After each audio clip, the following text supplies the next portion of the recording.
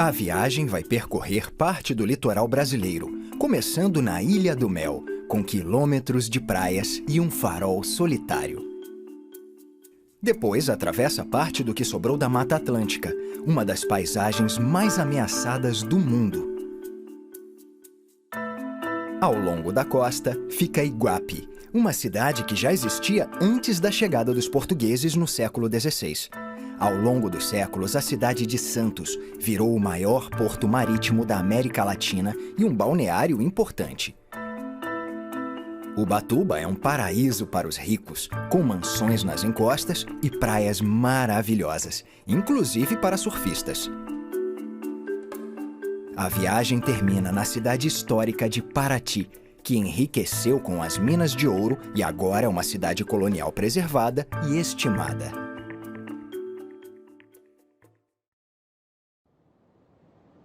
Na entrada da Baía de Paranaguá, onde ela encontra com o Oceano Atlântico, fica a Ilha do Mel, com quilômetros de praias e trilhas pitorescas. Além do fato de ser isolada, a ilha é um paraíso para turistas.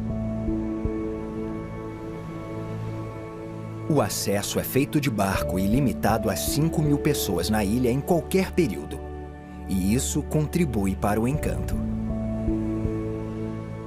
A parte norte é uma reserva ecológica, um lugar perfeito para aventureiros.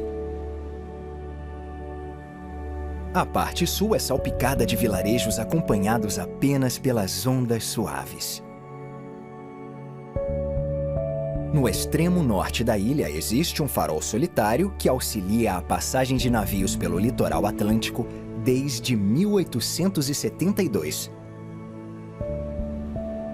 Ele foi construído por uma empresa britânica com materiais da Escócia que percorreram mais de 10.000 quilômetros. Depois de quase um século e meio, ele continua em atividade. Então, infelizmente, não está aberto para visitação. Mas isso não impede que as pessoas subam o rochedo íngreme para admirar a bela vista da baía. A ilha tem uma atração turística um tanto inusitada.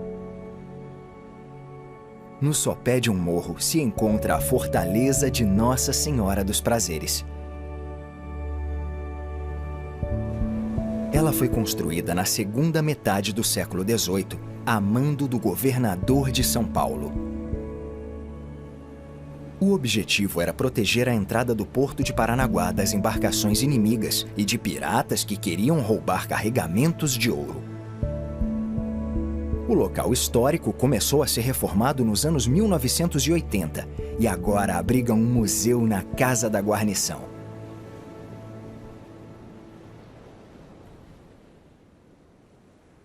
Uma das praias mais intocadas e desertas do Brasil se estende por 7 quilômetros de litoral.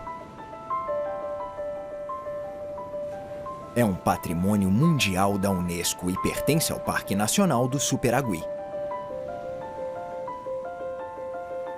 Os turistas podem desfrutar estas praias que só são acessíveis a pé pelas planícies costeiras de vegetação densa.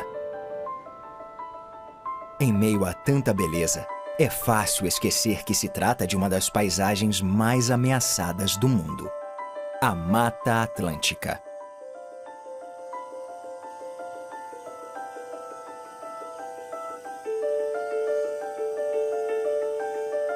É uma das florestas mais diversificadas do planeta e já cobriu mais de 130 milhões de hectares. Mas 500 anos de desenvolvimento humano fizeram quase 88% deste belo ecossistema desaparecer.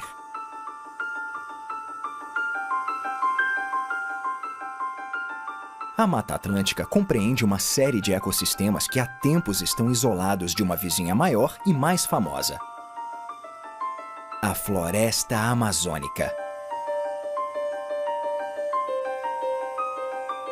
Esta complexa rede de estuários de água salgada é considerada um dos principais locais de procriação de espécies marinhas no Atlântico Sul.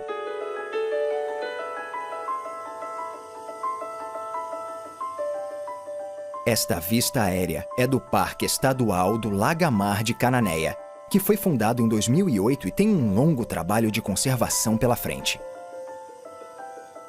Até agora, os pesquisadores já identificaram quase 2.000 espécies muito ameaçadas.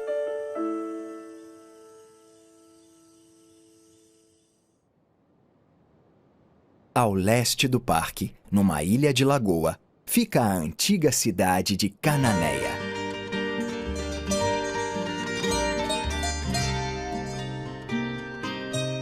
Apesar de pequena, a cidade é de extrema importância na história do Brasil. Ela é da época das primeiras expedições ao Novo Mundo, conduzidas pelo grande explorador Américo Vespúcio.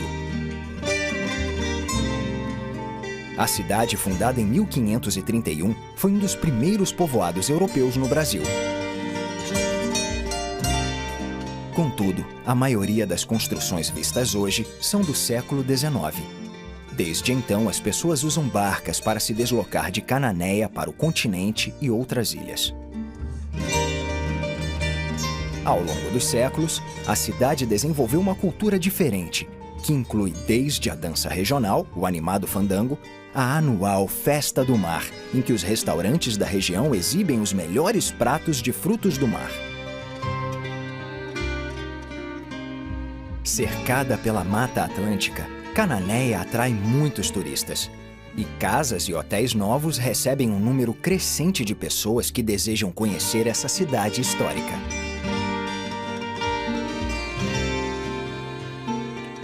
No delta do rio Ribeira de Iguape, protegida do Oceano Atlântico pela Ilha Comprida, está a cidade de Iguape, uma das mais antigas do Brasil.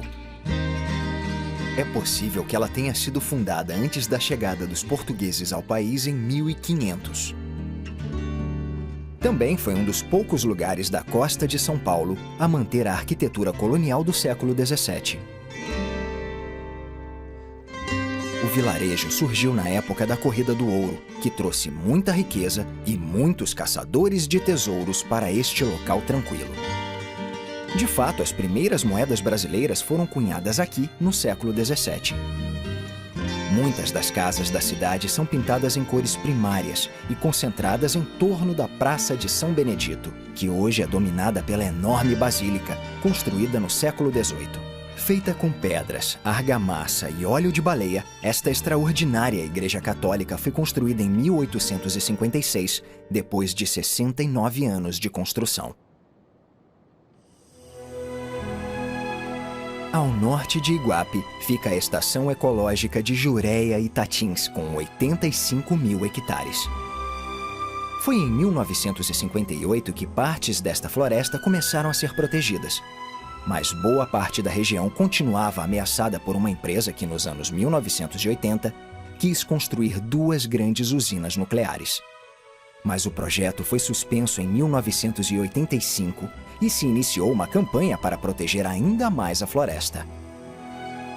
Mesmo sob proteção estadual, a região enfrenta um problema: a extração ilegal de palmito. Como se trata de uma iguaria cara, muitos habitantes são atraídos por essa atividade ilegal, que é difícil de ser fiscalizada numa área tão ampla.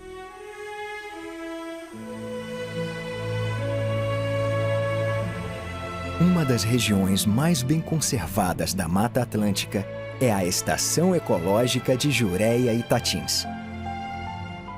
Localizado na costa sul de São Paulo, este parque estadual engloba uma série de montanhas impressionantes. Um dos maiores picos do parque também é o marco mais distinto da região por causa do cume íngreme.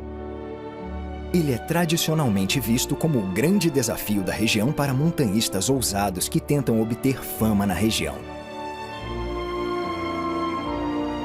Apesar de o pico ser o mais famoso da área, ele está longe de ser a única montanha bonita da região da Mata Atlântica. Muitos picos impressionantes se erguem em vários formatos pitorescos de diversas cordilheiras descontínuas que se formaram 60 milhões de anos atrás.